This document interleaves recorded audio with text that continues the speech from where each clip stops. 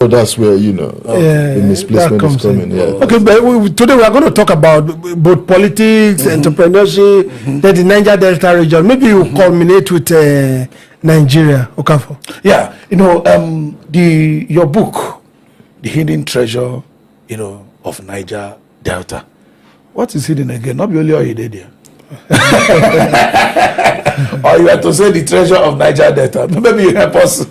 Okay, well, I really want to throw some light on this, the book that I've had to put together, the hidden treasures in the Niger Delta. Yeah. And the Niger Delta, as it were, we are talking about Niger Delta from the state of Ondo to the state of Abia. Abia, okay.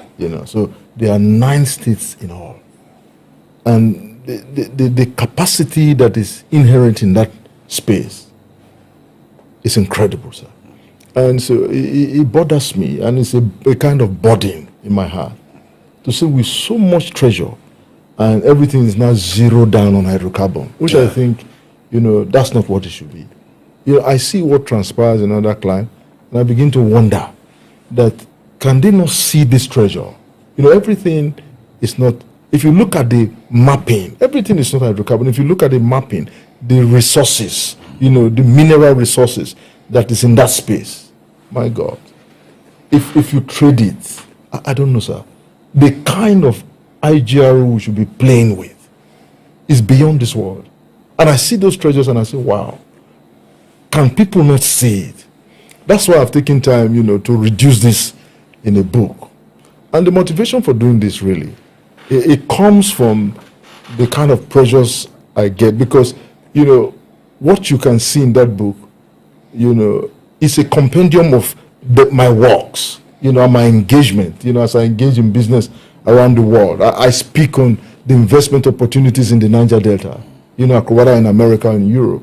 And there'll be so much project. We enjoy to hear you. We like the things that you tell us. But can you please kindly reduce it to a book so that it can be kept for posterity? So I don't want to agree with you, sir, that in the Niger Delta is all about oil. No. Because that's what people know. No. It's misplaced, sir. It's misplaced. Within that Niger Delta, sir, in that book, you will see it in the second chapter. In the book, you will see it in the second chapter. You have dynamite, you have gold, you have zinc, you have clay sand, you have silicon sand, you have gypsum. It's incredible, sir. Wow. But is the book available now? Well, it's available, but we are going to be unveiling it. We are going to be, doing a public presentation in 2 phases. The first presentation is going to be on the 21st of November, which is next Friday coming, here in Abuja, in the Ladi Kwali Hall at the Abuja Continental. All right. Then the next phase will be in Delta, where I am from, and it's going to be taking place in the Monarchy Center, the Monarchy Epic Arena. It's going to be taking place there on the 25th of November. All right. Now, we'll talk about the resources in the Niger Delta. How have you not been able to explore them? What are the issues? Well, it's a bit difficult to put a hand on that to say, why have we not been able to exploit them? The truth remains that a man can only give, what he has. What he has, and you might be surprised that, there's not been attention, zero down in that area. Everything is just hydrocarbon, and things like that. What do we do, And it goes beyond hydrocarbon. That's the truth, sir. This hydrocarbon business is less than 130 years. Yeah. Before 130 years, they were mega businesses. And hydrocarbon is on its way out. Yeah. There will still be mega businesses. I don't know if you understand. Yes, very well. So hydrocarbon is not everything, sir. And people constantly now are looking for alternative source of energy and looking for it daily. So that tells me that hydrocarbon is on its way out. So I don't think that if people are not, trying to harness those resources that God has given us. Now, I was speaking somewhere in Europe, and I was telling them of the investment opportunity that is in the area. An American came and that they are well aware that 60% of the resources to move the entire world forward is in Africa. And I'm glad to let you know that most of those resources is in the Niger Delta. So not unless we bring this to the front burner, then we may just be playing, with nothing. So it's not a question as if they don't know. People, we need to throw light on it, and that's what this book wants to do. Okay, so if you allow me now, because I'm very interested in most of these kind of things. Reason is as a result of the fact that the atmosphere helps you to be able to harness most of these things that you are. If the atmosphere is not suitable enough, there's no way. Just like a man that has talent, you just have talent. Gift and talent are two different things. Now, what is the real reason? Is it politics, governance that has not been able to, the right person in the right place that has not seen what you see? For example, you're talking about 9 states in the Niger Delta. I normally say that the president of this country doesn't govern the Niger Delta as it is. There's a governor in every state that can look at an IGR of how to increase their IGR. Is it that they are just cowed by what they just get from the federal government and leave every other thing undone? Well, to answer your question, sir, it's okay to say, in that space, you have governors who superintend over those particular states. But then again, like I said, a man can only give what he has. Yes. And if they don't know what is there, then that's why, it becomes difficult. At the end of the month, you are relying on fact, you are relying on fact. You are not thinking out of the box. Because in some security to come to a particular place is difficult. Well, I think on chapter 5 of this book, he deals so much on insecurity. One thing about insecurity, we've seen it happen around the world, like in Colombia. Yeah. Even let's not go outside Africa. In Rwanda, it was worse. The genocide was horrendous. Yes. Are you getting me? But today, that is not what is there. Yeah. If people sat down to say, look, this place is insecure, the kind of things that we're having, we can secure it. Yeah. And one thing about security today, sir, is it has gone, it is beyond this world. You can be in America and with soft touch, you are doing things here. Yeah. Are you getting what I'm saying, sir? Security, when you hear people say, okay, the place is insecure, it's because, the determination and the willingness and the intentionality, to secure the place, has not been met. That's the way I say it. All right, let me ask you, are you not also worried that this insecurity we are talking about, it appears to be following the treasures? One of the causes of the insecurity we had before in the Niger Delta was because of militancy, which was also linked to the hydrocarbons. And if you go to the north now, where they are doing this mining and all that, it was never there before. So, are you not worried that the discovery of this other hidden treasure, that the insecurity that was hidden, could be unveiled by the time we unveil the treasures? No, but I want to what I did in this book, The Hidden Treasures. One of the like I said, we had to look at insecurity, because every time you talk about these treasures, or when you talk, the narrative about the Niger Delta is such that you're talking about militancy, you're talking about insecurity, you're talking about that. You say, oh, because of that, it's not an investor haven. No, that's not what it is. What I'm saying, while I presented in this book, the insecurity in itself is an opportunity for investment. That's what I'm saying. We need to look at it with the eye of an investor. This is what is going on there. How do we make it fit for purpose? How do we make it, secure? There's something to be done. That's what I'm saying. And technology is there to make it secure. So why that is not being done is something that we need to look at. But as far as I'm concerned, the insecurity in the Niger Delta is an opportunity for investment.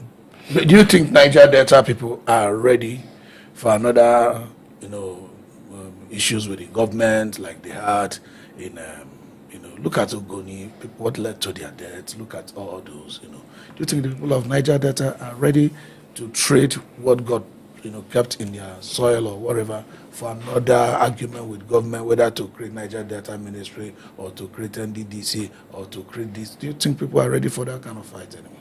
Well, our people are ready. One of the things I dealt with extensively in this book is the people themselves. The people.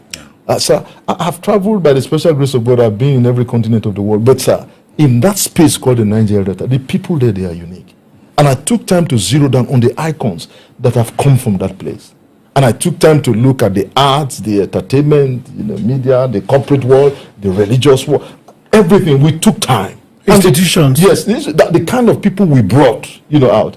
We were amazed. You can't find it anywhere. So the people there, if there's a proper engagement within the people and government, I'm saying that, look, much more than this, what we have produced, we come out of that region. So I think, sir, if you want to refer to the Ogoni, and now we're now beginning to see, that the government is beginning to, to recognize, the things that was done in that space, But what we are simply saying is that if there's genuine engagement within people and government, then I don't see why the people will not be ready. The people are ready, but they want government to recognize that. So I tell you, sir, before now, you don't hear, if you take it another 20, 30 years ago, the exploitation of hydrocarbon has been going on. You don't hear anything. It was peaceful. But because the system failed the people, monies meant for education did not filter through. It's okay to say you give them Niger Delta Ministry. It's okay you give them NDDC, you give them all this. But can it filter through? Can we see it in that space? The answer is a resounding no. But you come to other spaces, just like where we are right now. The place is beautiful. Things are working. And you begin to wonder that it's not enough to say you are sending resources there and we cannot see them. That's where government should be held accountable. But for the readiness of our people, I think they are ready, sir. Okay, now the people are ready. Do you think the government is ready? Because at the end of the day, some investors are going to look at the government's readiness. One, in terms of their ability to even respect their own laws. Most investors forget that we are Africans, we are Nigerians, and oftentimes, no matter how here is our home, we always find our way through. But look at investors who might not be coming from the Niger Delta area. It could even be a foreigner. He's going to look at how government oppose their own law. Do you think the government is ready, even though the people are ready? Wow. Well, I think that's a very good question, sir. But the truth of the matter, that now, whether or not I want to speak for the government is another issue. But if you ask me on that, I think that in itself is in doubt, whether the government is ready. And because that is a very important indication when investor wants to come into an area. If the government will not obey simple law and order, and the government will not do that, then the place is not investor ready. That I can say, without so any doubt. How do we go about so that those hidden treasures can, all fronts needs to be in place? Well, what the burden on me that is placed on me is to reveal the treasures. Yeah. I think that those things are there. We need to look at it. And if there's genuine handshake between the government and the people, there's much more to be done and to be harnessed, for the good of our country. Okay. The revelation is up now. We are going to be seeing it in Ladekwale Hall very soon. And, do you think you have the burden, additional burden, apart from revealing this, additional burden to get government agencies involved? Or you just want to throw it out, let who sees it sees, and let who comes? Oh, no. What we have done on this occasion is to extensively engage government, engage the corporate world, engage the investors, to say, look, there's much more, from the Niger Delta. God has given Niger Delta to this country as a gift, you get me? So there's still much more, than hydrocarbon, Let us look at those things, so we have reached out extensively everywhere. Everyone that should know about it, we have invited them. We have written to them, we have told them, we have given them a synopsis of what this book is all about and how it affects our people and what opportunity and what advantages we can take. So all those we have done, and we can only hope that... Okay, so there are issues that we can't just close our eyes and don't look at them. If you look at the Asian tigers, if you look at Malaysia, if you look at... Singapore is of interest to me because of governance and where they are today, where they used to be and where they are today. And I heard you talked about the Chinese, the Malaysians, the Indians, the Cambodians that were reduced to nothing that were in Singapore and how they built Singapore today to be what it is. And one of the first things they made sure that they did not do was not to have, you're a Singaporean, you're a Chinese, no. What they did was that you are a Singaporean. You are not a Chinese. You are not this one. You are not that one. In the Niger Delta, we have a lot of tribe. Issue of identity is an issue we can't take it away. In Warri, let me just take Warri as an example. We have the Ijo, we have the Robo, we have the Isoko, then we have the Shekri. I mean, it's a factor. These things hinders some of these things that you're talking about. Don't you think it's a problem to a tribe?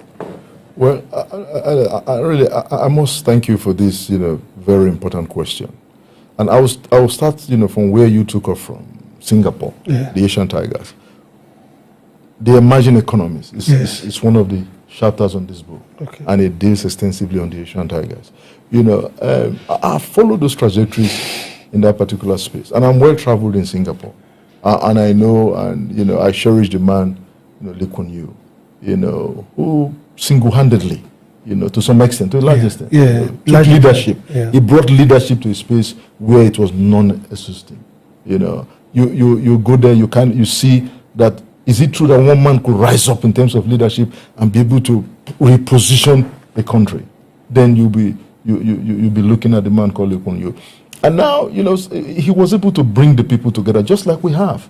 And one of the things he said, he was able to say, look, sir, the attitude to work was what he brought. Yeah. The attitude to work. He looked at education and decided, to retweak it, to re-engineer education, for the benefit of his people. And one very fundamental that he did, he called all the, like we have, in the Niger Delta, the religion, you have this Sikh religion, you have the Chinese. Look, so, let's agree. First of all, he reduced their holidays. That's one of the things he did. Every religion has only 2 days. Yeah, you get to me? 2 days in a year. You understand? To celebrate. To celebrate. Like Christianity is just Easter and Christmas. Christmas, yeah. Nothing like Easter Monday and all of that. So it takes a leader who knows what he wants. So, but, going back, if you have to reduce that to what happens in the Niger Delta has 250 tribes. 250 tribes within the Niger Delta, sir. I'm not talking about the whole country. Yeah. 250 tribes, according to research. And the fact of the matter is that now go back just a few years. Sir, the harmony with which we coexisted amongst ourselves is beyond this world. So it is because the system failed. So I have friends that I didn't know where they came from. I'm telling you for truth, sir. I didn't know if they were Joy, if they were Shakiris, but all of them, they are people from Warri. These are my brothers in Warri. That's all. So it's because the system failed. And it is if you have a leader who can go back in history and let us know where we started from, sir. I'm sure, this thing, we can rejig it. We can go back in history. I believe that. It still boils down to that leadership we don't want to talk about, because it's saying where the people go, where the leader go, the people go. If I take a cue from the Bible, it said, strike the shepherd, the sheep will scatter. So it's still about shepherd in the Niger Delta, the governors. Well, what or not, sir, you have leadership at all stratas. Yeah. You have community leaders. You have, people who take care of governors. You have church leaders. The leaders who affect directly the lives of the people. So I don't want to zero it down, on the particular individuals, within that space. But I agree with you, to some extent, whether you like it, leadership has been an issue for us. And one of the fundamental problems we have is on leadership. And leadership, affects, followership, because that's another matter. Followership is also not there. But I believe that if leadership is taken care of, that it will take care of followership. So those are the kind of things we are looking when it comes to leadership. I speak on leadership, all the time, and leadership and mentorship. When I go to places, I speak on those, But I think it's in short supply. There's no two ways about that. That's one of the fundamental problems that we're having. If we have effective leadership, we can communicate with the people, we can discuss with them. I believe, all of this we can re-engineer, to get the people back on track. All right. I was going to ask you, when you look at what is happening now, you'll be able to make statements about what will happen, probably in time to come. Do you think Niger Delta people see hydrocarbon as a blessing to them?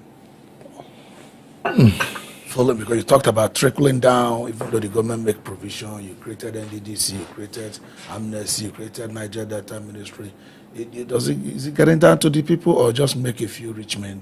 In the entire Niger Delta, do they see hydrocarbon as a blessing in exchange for their fishery and all that was happening? That the degradation from the oil spillage has impaired. Do they look at it as a blessing? Well, that is a different matter entirely.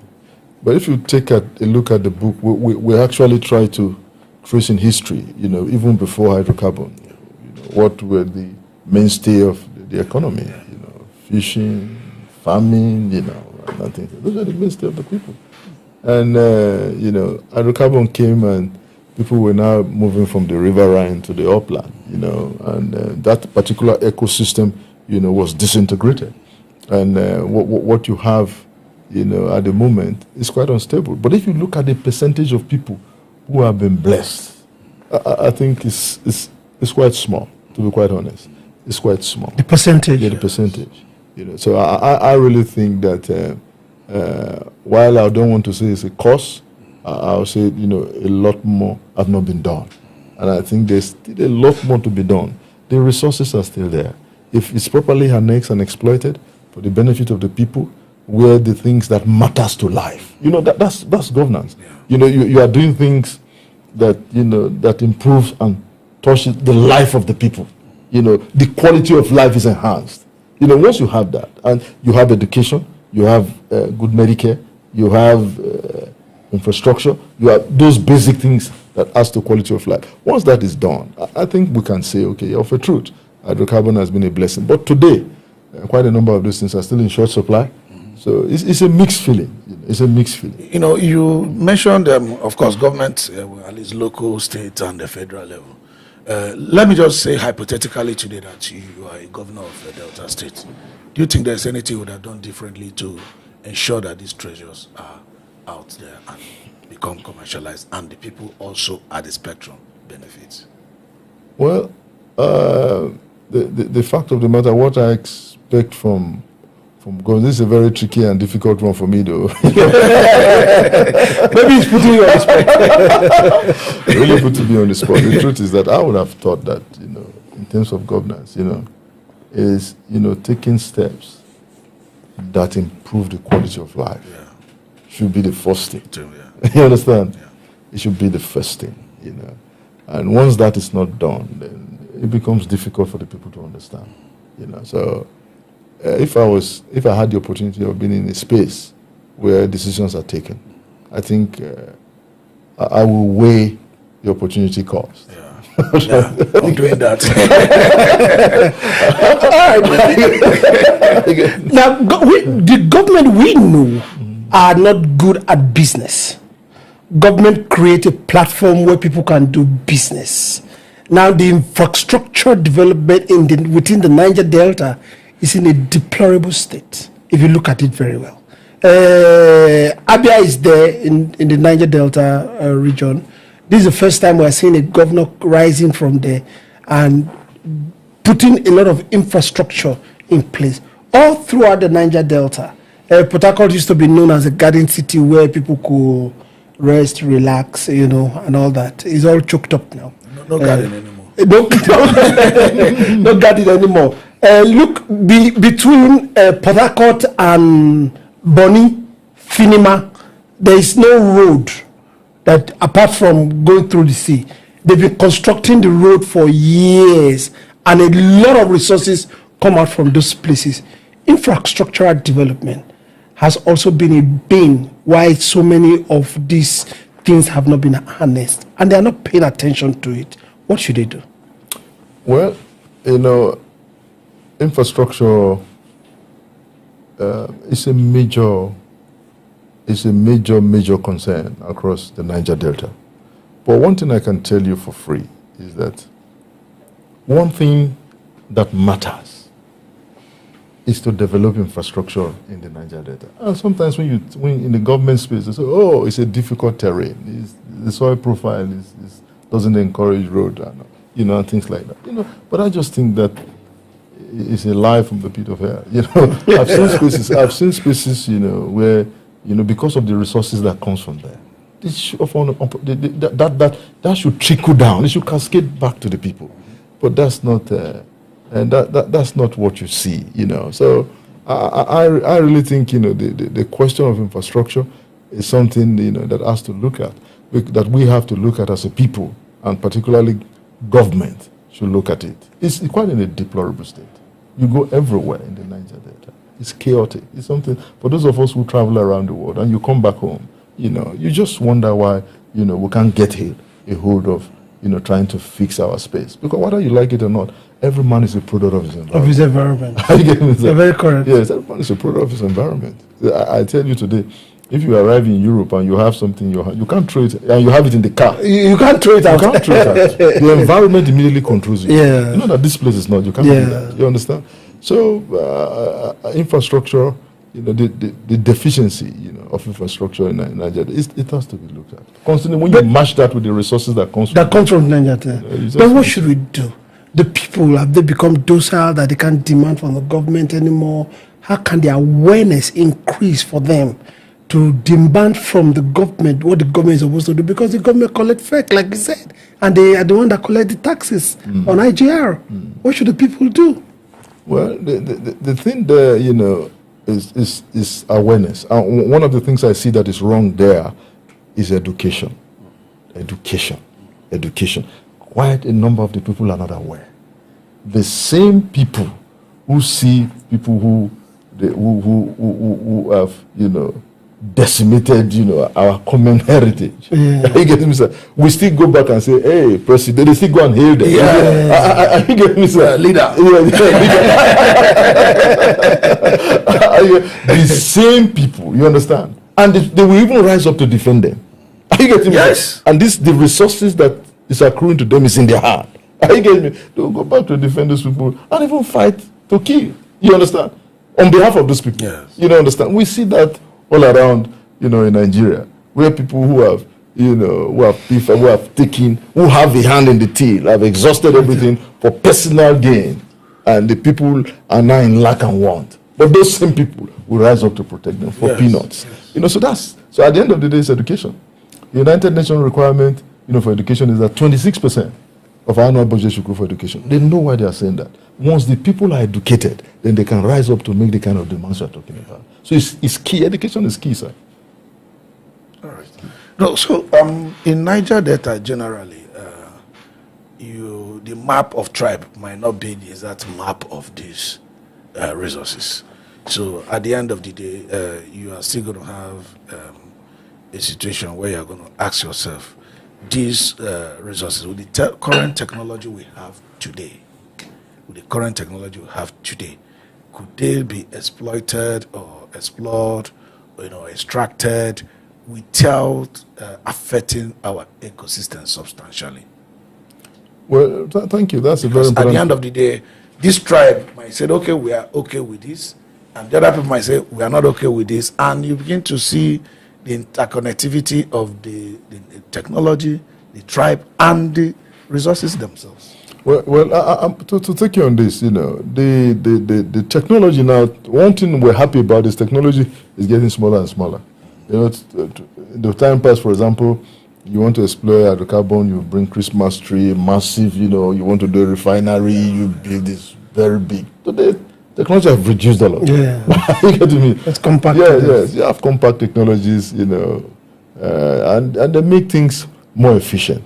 So I think if you bring technology to bear, it will be better and easy to exploit, some of these, resources responsibly, so that you don't have, carbon emissions are being controlled, the environment is being looked after, So I think technology can help us annex, if we put them to good use. So I think that's something that needs to be without displacing them from what they are doing at the moment, because you mentioned there's opportunity cost in everything. Oh, yeah. Because if we are giving you our land to extract something, we're going to create some highways or conveyance, corridor. What are we losing? Compensation, it begins to come in. Oh, they say the other community has agreed, but this community say no, they don't want. You know how it is in the environment. Oh yes, I agree with you, but it goes down to engagement. You understand? Proper engagement of the people. One thing about the Niger Delta people, sir, one of the major assets and the greatest resources of the area is in the people, sir. Okay. Oh, this is in the people. the people are very accommodating. If you engage them properly, you let them know well in advance. You sit down in the town hall meeting, and you are discussing what is the good of the project. The people are ready to buy in. That's the truth. That's one thing I know about the people, sir. Okay, interesting. Then you try to dodge that question, but We'll come back there again. we still have to look at it because just see yourself as being in charge at any level. It doesn't have to be a local government chairman or being a governor or anything. But just see yourself as having the authority from the government to do something and to cause action in all these areas. Where will you start from? Is it from the engagement of the people or internal searching the heart? When I mean searching inward, for the government to be sure that they are ready to obey the laws, that they are ready to be democratic, that they are ready to allow investors, whether foreign or other local ones from other areas, to comfortably come in. Which will be your priorities? Is it talking to the people or talking to the government themselves? Oh, well, first and foremost, if you ask me on that, one of the things I would face that governments is falling short is sorting the problem of insecurity. Yeah. Because if that is not done, you can't be talking about investment. That's the truth, sir. So the first thing to tackle is the problem of insecurity, which I feel, even with technology today, that is not a difficult thing. The next thing is education. Educating the people to make sure that the people are aware. Spend money. Just you are talking about Singapore. Singapore is education. The man took time to educate his people.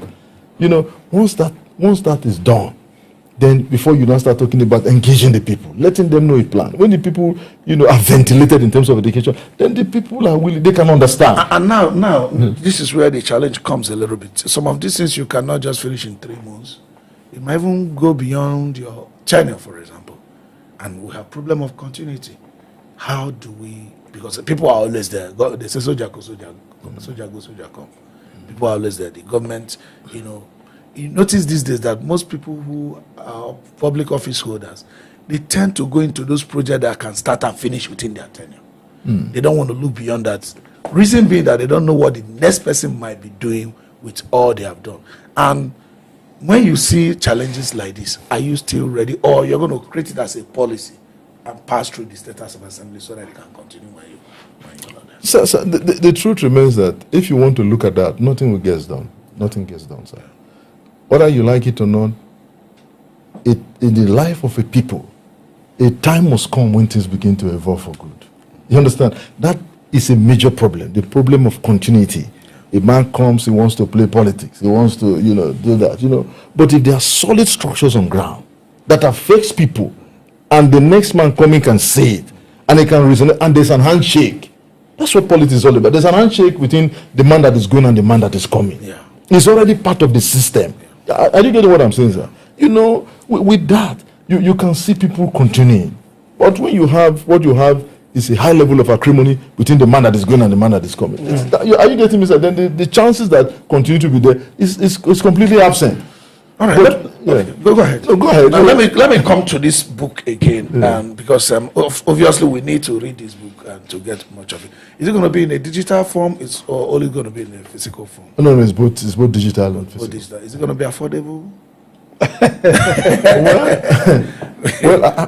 the book itself is a treasure? No. I don't want to think so. Please, something that we are still working on that wants to know. This book is being promoted by a foundation. Okay. The Dick Chris IYOVWAYE Foundation. Okay. Yeah, you understand. That's what this book is. This book is promoting this book. Okay.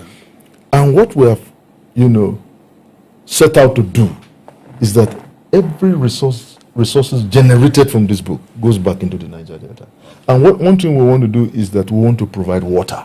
Okay. We want to provide a platform where our young men and women can be trained. Yeah.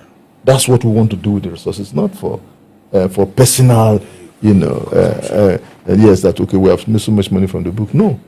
One thing that is a major burden for me is that we live on top of water and our people have no access to good drinking water. Have no access to good drinking water, which is very, but not until the big man puts a tap outside his fence. Some people have no access to water. Can you imagine that? So we have resolved that whatever we get, we want to go across the Niger Delta, depending on the resources that we have. I'm already doing that as the president of Rotary Club of Warri. Yeah. I've already set out 21 boreholes and I'm already on number 6. You get me? Interesting. Number 6. I'm on number 6, and I'm going to put that, because when I go to Gwangwe, recently, and I saw people queuing up for that water, my heart was filled with joy. Then I went to estates close to FCMB. When I see people queuing there again, and if you see the quality of water, I was just turning the water as clean water, sir. Clean water. Are you getting me, sir? Yeah. So, we want to touch lives, not that we are looking for money. The book itself is to touch life. Yeah, it's a touch life. Probably when we touch life, they touch the treasure. The treasure will touch life.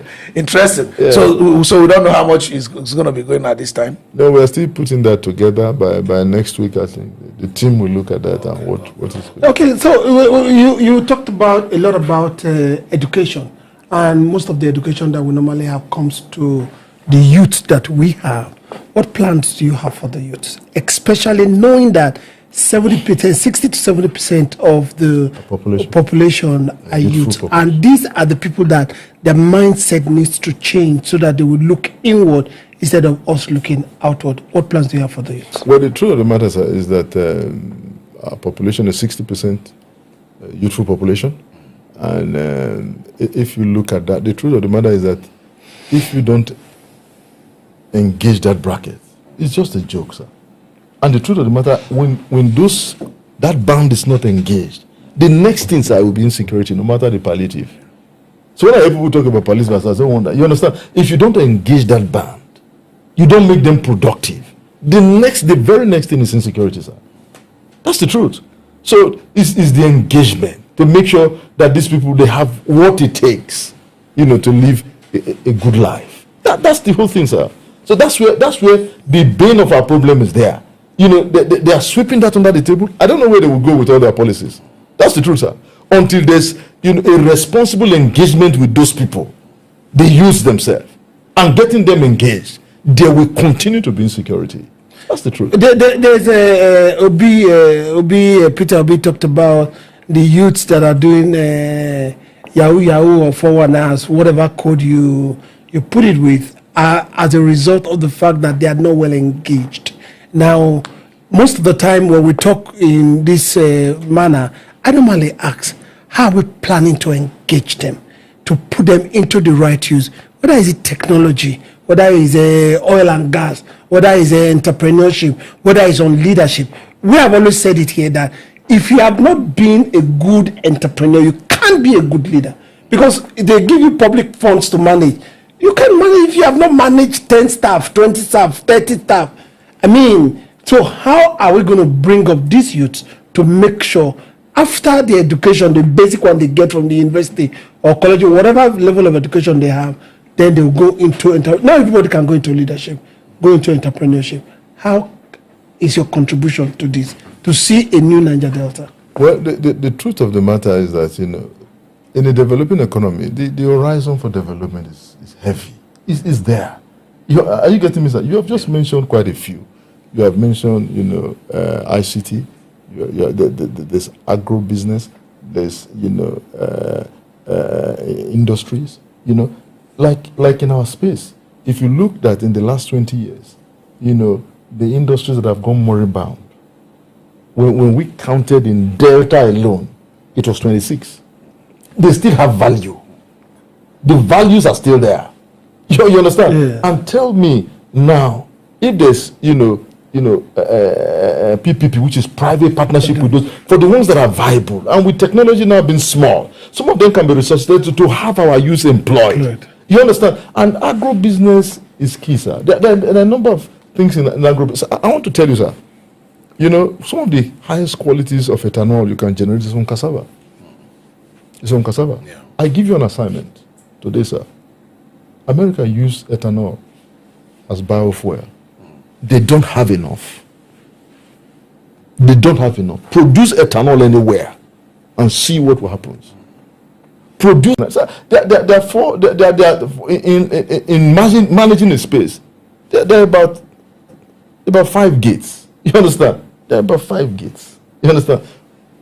Family life, media and entertainment, banking. Are you getting? Yeah. Which one again? You know, I think once you can manage those 5 gates, you have managed everything, sir. You have managed everything, and that's what I tell, like what we see now in the business space, particularly in the entertainment. You know, you look at some areas where Nigerians are doing well. It's in entertainment. Are you getting me, sir? And that's what happened in America from the 60s to the 80s. If you look at what America spawned out in terms of music, if you look at what came out from that space, one of the fundamental mistakes they did, they didn't take that gate to another gate. You get what If they have taken that gate to banking, for example, the black Americans there will not be asking that, you know, Black Lives Matter. They won't be saying that today. They won't be saying that Black Lives Matter. They didn't take it. And Nigeria is about making them, they are making a lot of weight in terms of music. Anywhere you go around the world now, Nigerian music is there. I went to Malaysia and I was passing through, so Nigerian music was playing. You go to Europe, you go to America, Nigerian music is everywhere. And we have men that are doing it. We need to take that progress, that development to another gate and seize it. Are you getting what I'm saying, sir? Those major gates, if you can zero down on them, sir, you have seized everything. All right. Well, we're beginning to. That's the gates of the marketplace. Yes. We're talking about the gates of the marketplace. Yes. And all of them are not self-sustaining. They have to collaborate. Yes. So, in a summarized form, because we are drawing to the end, how do we take this hidden treasure in Niger Delta to the gates of the marketplace?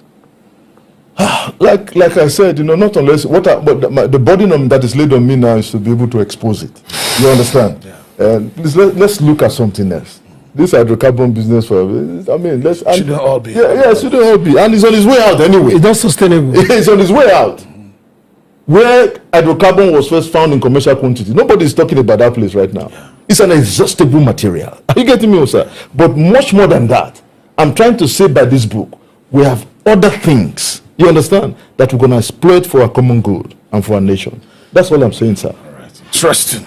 They can increase IYOVWAYE. Does he struggling to call it? Thanks for coming around, and it's a good one that you're letting the world know that hydrocarbon is not what epitomizes Niger Delta. There are a lot, and greatness has happened in Niger Delta before hydrocarbons, and greatness will continue after hydrocarbons. Kingsley Kemoya, thank you for being here. All right, we have come to the end of the episode for today on Development Corridor. Thank you for hanging around. Till next time. Bye. Thank you. Bye.